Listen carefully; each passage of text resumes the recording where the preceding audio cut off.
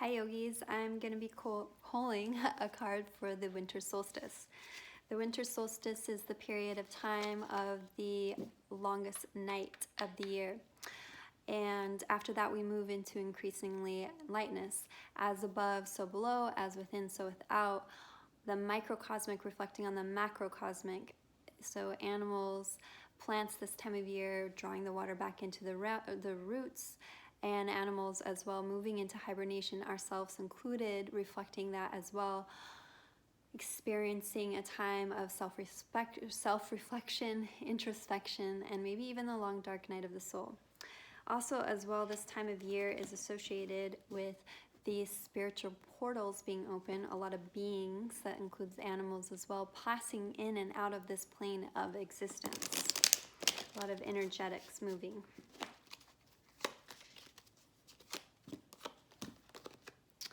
So the card we get here, the Nine of Wands, and Nine of Wands energy. So there's been some weariness. I think we're taking, combined with the Six of Swords energy that came out of the full moon in Gemini reading, there's been some weariness. And I think this is a call, some kind of battle that's gone on, and he has a head wrap on here, holding one of the wands, looking back over, looking at all the things that have been created this past year, maybe failures or successes as well. Taking that inventory of this past year and seeing where we stand and what has occurred as well, and moving deep inside of ourselves, deep inside of our passions, our desires, and seeing what things are kind of stagnant or what have worn us down and what are building us up. I'm going to be pulling another complementary card, but what's getting in here is this weariness. We're taking an assessment of this past year and seeing where we have put our energy as well. And I want to get a little bit more guidance on that card as well. Oh my God. Sorry guys. The Ten of Swords. Well, we had those Six of Swords come in before, and the Ten of Swords. This is 10 is an ending of a cycle. And the Six of Swords, right down here, we're looking at the ending of one cycle. We've taken all the harsh truths. We're letting that cycle end now. This time of year isn't time of ending, but the 10 includes an ending with a new beginning. So we've taken the harsh lessons of 2019, all these truths, and we see here, maybe this is a long dark night of the soul as well, the dawn approaching in the background. And maybe this has been a year of being literally stabbed in the back multiple times, a sense of betrayal, and allowing us to surrender to that betrayal and stepping into the new dawn as well. If you can look down here in his mudra there, it's an ancient mudra, and it's the same mudra that the Hierophant does, which means what you see is not all there is. So allowing ourselves to fully surrender into the losses of this past year and moving in towards that new dawn.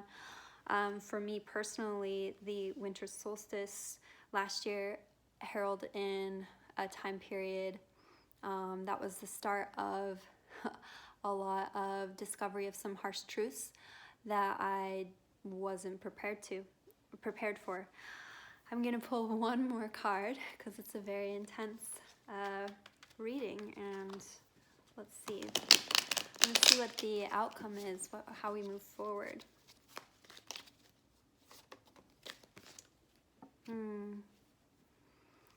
Eight of Pentacles, how we move forward.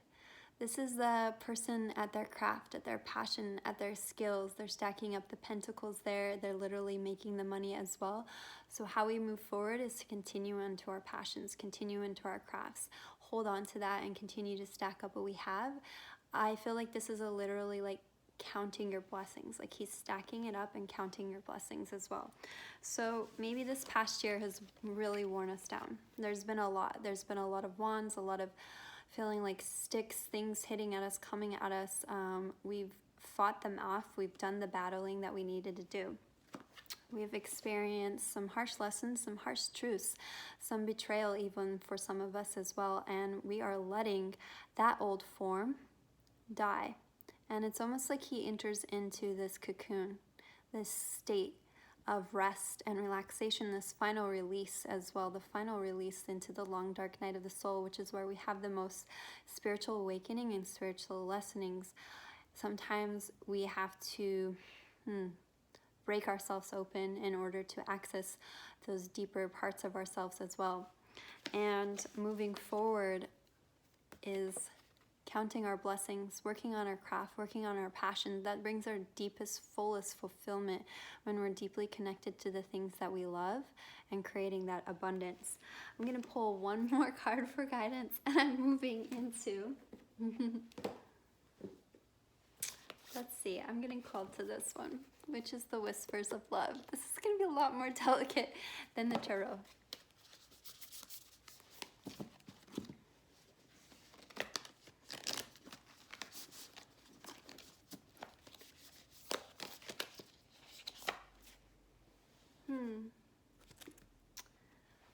Okay.